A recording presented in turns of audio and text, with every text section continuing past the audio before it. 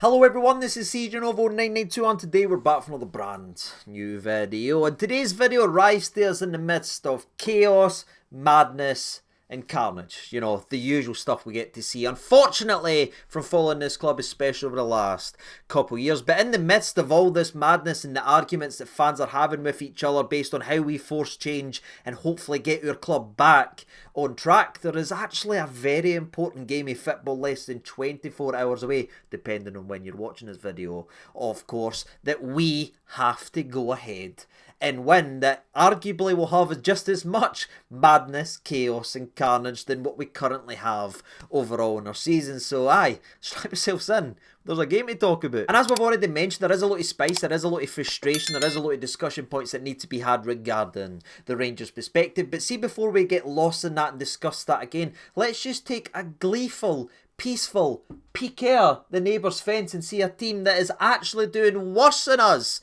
so far this season and just find a bit of ease and joy in that over the next couple minutes, just to distract ourselves before we get back to the manic nature we need to actually be in. And again, we're talking about a side that is doing worse than us, not only statistically but in the league and form-wise over the last couple of months. But this is a side that had reached the dizzying heights of being crowned the second best team in Scottish football, and now they're playing worse than us in arguably one of our worst seasons we've ever had.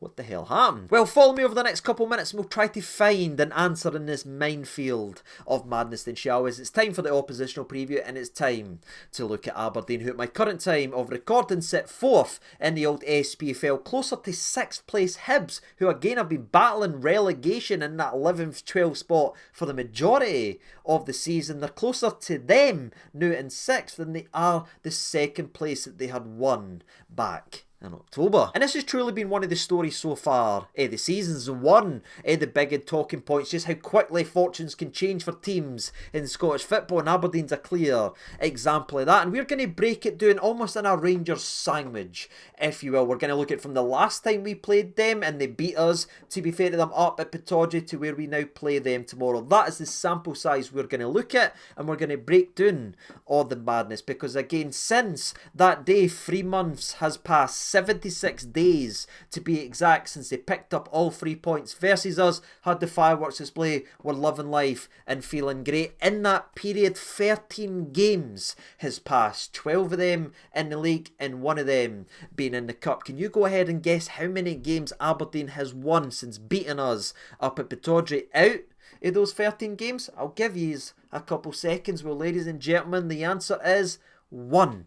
In that period, as in that run they have picked up just 7 points out of a possible 36 available. That there is unbelievable, and that shows you how quickly it can all turn around as they actually come into this game versus Rangers tomorrow, not only on that horrific damning stat to say, but also on the run of 11 matches in the top flight of Scottish football without a single win. And this is a league that's got St Johnstone in it, who's lost 16 of their 23 games that they've played. What on earth is going on? Well, I'm sure that's a question that the Aberdeen fans have been asking themselves for the majority of the season, and the fans that wanted Aberdeen to run away and do this and do that, well, it's just not quite happened. Now, you could be really blunt and just say the bubbles burst, right? And that could just really just hit you with the impact there. But for me, it goes a wee bit deeper than that. And for me, there is a more of a longer answer, and that's just the fact that Aberdeen has reverted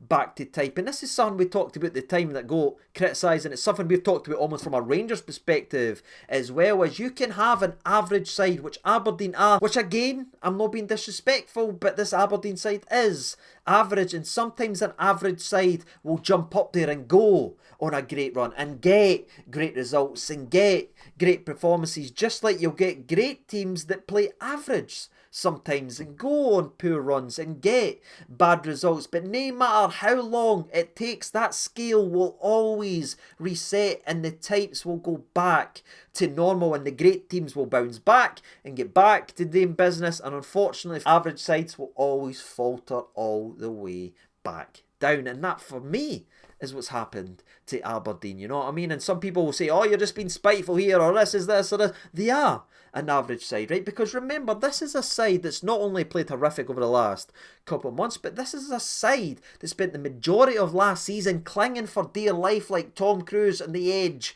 of playing just to remain in the division last season, right? And they've done that pretty much because their best player, Bojan Majowski, scored about 400 goals and hit everything into the back of the net, right? But there was clear holes in that team and there was clear problems in that squad, but their best player carried them through and saw them safe in Scottish football. But what happened? In the summer, they lost their best player. They lost their safety blanket, and aye, they started this season on fire under the new manager, but those problems were still persistent and those problems were still there. Things were just falling in their favour and they went on a fantastic run. But again, now the run you're seeing, now the winless run, now the 1 win in 13 is reverting back to what they were previously and back to the foundation that they've got currently set and what the managers try to build and what they're trying to change and implement as well. And I know a lot of people will harken back on and say, well, they beat us 2-1, that was their cup final and they've no kicked a ball since. That says it all about their mentality. And for me, I can see why people say that, because again, it's a bit banter on that, but it's no that moment for me. That wasn't the moment their season changed. For me, the moment they lost that air, invincibility and that confidence and belief that this season could be different was the game directly after beating us, because they went and played against Celtic in a semi-final on the high of beating Rangers a couple of days later, playing Celtic who they had just came back for 2-0 down at Parkhead, getting a 2-2 draw. It was all lined up to see just how good this Aberdeen side actually is. And what happened in the game? Not only did they get beat, which you're obviously you can do versus a Celtic side, especially at that level of competition, but they got absolutely hammered 6-0. That isn't a confidence denter, that is a confidence destroyer. And genuinely, despite winning their next game versus Dundee, it was still an iffy game and a iffy performance. And when you look at the rest of that, that was the moment they blinked for me and they've never ever recovered. And those players that has been a part of bad runs and bad relegation battles and bad performances here, all remembered and just lost that confidence. And for me, that's just how they've been playing. So instead of just saying, oh, they beat us 2-1 in Pittodrie, they had their fireworks and that was them for the season, I actually just look at it and say, confidence is a hell of a drug, ladies and gentlemen. And when you've got it, it feels great. And when you didn't, it can explain poor runs. And that's when you've seen Aberdeen revert back to the level that they actually are. But again, I'm not beating them down, calling them an average side. I think I'm actually being pretty generous to them right now, considering that horrific run they're in, the 7 points out of the 36, only 1 win in their 13, and that ridiculous run that they have coming into this game. I think I'm being pretty generous of them. But again, at the same time, as every single Rangers fan that's watching today's video that might be saying, oh no, you're calling them average 24 hours before the game, what a Jonah, what a jinx, CJ, you're giving us the kiss of the death. And I know that fear will be in there, but honestly, does anything we say or talk about, or even how well Aberdeen play or how poorly they play, actually matter when it comes to this game? I think if we're being brutally honest, it doesn't. You know what I mean? It could be 30 games without a win for Aberdeen, but you know, when it comes to Rangers on the calendar, this Aberdeen side will be right up for it. And again, that isn't something we can criticise anymore, because our painful realisation of this season is realising we have moved away from what we were to more like that, as our full focus is on Celtic and our players turn up and play at a completely different level and then half-arse it versus everybody else. There is so many similarities in the mentalities now we're unfortunately seeing in our squad, so we can't roast Aberdeen for coming into this game red hot raring to go. Where my frustration is and where my annoyance is I'm sitting here as a Rangers fan, no 100% sure we'll be up for it. Aberdeen will be. Well, Rangers, that is a big question for me, and that is the big worry 24 hours ahead of this game. Especially despite the poor performances Aberdeen's had some boosts, especially over the last couple of days, because stymie me, Rangers fans, this board of Aberdeen has actually identified an area of the part that they are weak in and went and signed replacements and signed to strengthen an area, because one of their biggest problems has been defensively all season long. And you know what they've done, not only in this January transfer window, but just in the last 24 hours, they've signed 2 centre-back. It must be nice to see your club sign and identify what you need and bring it in. Now, I'm not 100% sure if either of them will play tomorrow, but for me it will be very damn interesting as Big Alfie, if he Spurs on loan and everything that is in the starting 11, or do they need a wee bit of time to pick up some furniture for IKEA? I guess the starting 11s and even the 18s will tell us all that in the next 24 hours. But again, that's how I'm looking at this Aberdeen. That's their poor run and everything. You can say what you want. They've said the ball that you said that. For me, they've just got back to what they actually are. They were overachieving for a lot, but this is they're in games, but they need a hell of a lot of work done. But their manager is trying to bring that in. They're bringing in a lot of different players. They're trying to move on other players. We can almost understand that foundation that needs to be said, but again, we know they'll be right up raring to go for this game. The problem is we don't know if we will be, and that's more of a damning statement on us than it is for them, in my personal opinion. So that's my thoughts on this Aberdeen perspective. That's my thoughts on Aberdeen's poor run, and that's my worries coming in to this game. Now it's time to get over to the Rangers side. And Rangers. I don't know where to go with this for. I don't know what to do with this Rangers then, truly, because they sit here and talk about what we've already talked about in the familiar painful ground and go over the same stuff. You know what I mean? The charlatans in the board, the yins that need to be removed for the club, the yins that are taking this club back, the inexperience here, what needs to happen with the manager, what needs to happen with these players, that they need to turn up. Do we go through the exact same thing, or do we just take a breath and say, you know what, we've done that 3 days ago with the St Johnstone end? Do I maybe save your sanity and my own and not go through the exact same thing we did in that 30-minute video? Because again, I unleashed and told you how I felt. Some agreed, some didn't. That's fine. That's what this form's right here all about. That's what the conversation is about. Nobody's got the right answer, but instead of going through the exact same questions, I feel like we need to talk about something a wee bit different. Hell, let's try and find a positive. It's at home. Now, obviously, that's a wee bit of fun and a wee bit of a daft joke. But see, when you take the joke away and you just let that marinate in the old tea, that is pretty much the only positive we've had all season long in terms of a team perspective, not an individual perspective, because there is some positives, you know what I mean? You've got the likes of Eggman, there is people there to be positive about, but when you take a step back and you look at it as a collective in this entire season, when we sit in January, pretty much the only thing we've done right all season long is be very, very good at home. And I want to talk about that. I want to talk about the home form. I want to talk about the away form. And despite it obviously being at Ibrox, if you stay with me for the next couple of minutes, you'll see why we're breaking this down. But chucking up on the screen, the home form is absolutely sensational. And it's something you can get behind. Joint first, obviously a very healthy goals against, goals for style. Shout out Ross County, shout out Kilmarnock. But again, the biggest and most meaningful stat that's on your screen right now is that win percentage, 91%. And I want you to remember that, ladies and gentlemen, because that is fantastic. Next, I want to chuck up the away form right now, despite us being at Ibrox, because again, it starts to highlight some of our several issues and several vulnerabilities. And right away, you'll see us sitting in third, and you might have a couple of you saying, third's no bad. I really hope no one is actually saying that, because remember, we're Rangers, ladies and gentlemen, right? So sitting third on an away table in Scottish football is bad in itself, especially when you consider most teams every single season in Scottish football struggle away from home, besides Rangers and Celtic, or that's the way it used to be, because there was always points gone there and everywhere, so it was always a really tight table. Now we've been strangled and we've been pulled in, you know what I mean? We're like Jon Snow at the end of that episode when he's just absolutely covered. We've been dragged down in to all that madness, right? And arguably, as ironic as it is, we are slightly above Aberdeen, but we've got 2 games in hand on them, and Aberdeen are away at Ibrox. So if they get a good result tomorrow, they could leapfrog us and push us even further down that embarrassing table. But the actual table position isn't the end all be all. It's the stat we mentioned with the home game, and that, as you can see on your screen, is 27%.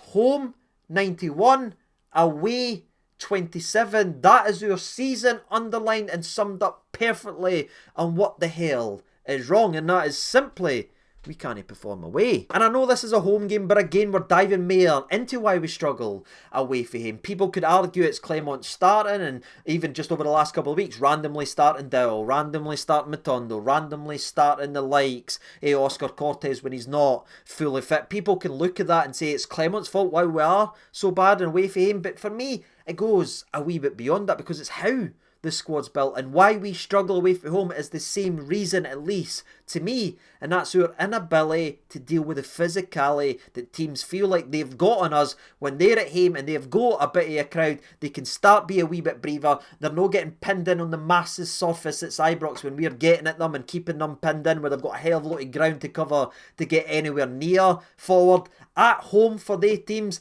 they just ping balls, long throws, set pieces, and they bully us physically, right? And the reason I'm mentioning that is, say what you want about Aberdeen or how bad they've been or what they do well or what they do badly, ladies and gentlemen, the biggest thing that they've got for me is their physicality. And for me, again, they are the most physical team in the league. So our struggles away from him are coming to Ibrox the more up, because Aberdeen will play this game, whether it's at Pittodrie or Ibrox, the exact same way, and that's my worry, and that is my talking point, and that is why we're looking at home and away. All our vulnerabilities are Aberdeen's strengths, and they're coming to our house, which is our strength, and bringing some of those worries. So you've got the phenomenal form at Ibrox versus our biggest vulnerability this season, our weakness against physicality, and tomorrow they combine into one, and son has to give. And that's why I sit 24 hours before this game a little bit nippy and a wee bit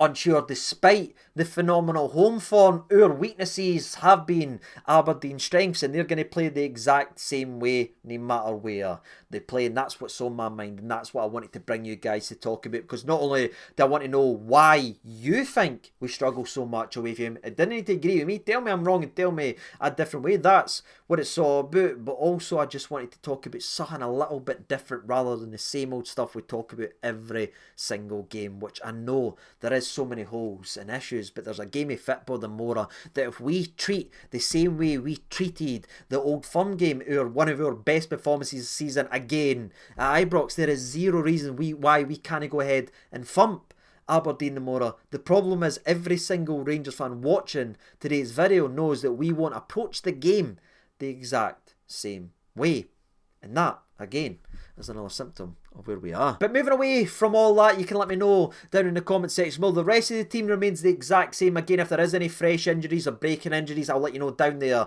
in the comment section below. But nothing's really changed too much since the last time me and thee looked each other in the eyes and talked about some fit. But all that's left today is try to predict the team and try to predict the result. And as everything remains the same and there isn't any surprises or shocks from Clement, because he says one thing in a press and does the complete opposite, so there's no point in looking at it. I'm just going to assume it's the status quo right now, which is going to be Kelly, Ridvan, Nisala, Proper, Jeff at the back line. And this is a massive game for Big Clinton as well. This is when we need Robin Proper to actually show a bit of leadership and get this laddie through this game, because arguably Clinton looked better than him versus Dundee. So Johnson, I do apologise, but Big Clinton again looked better than Proper, more experienced, despite again Clinton maybe hitting a 6 out of 10 and looking as rough as a lot of people do on a Sunday morning, right? So again, that needs to be addressed. But moving on to the midfield again, if all is, I'm going to go with wee Raskin in there. Diamandi will probably get the nod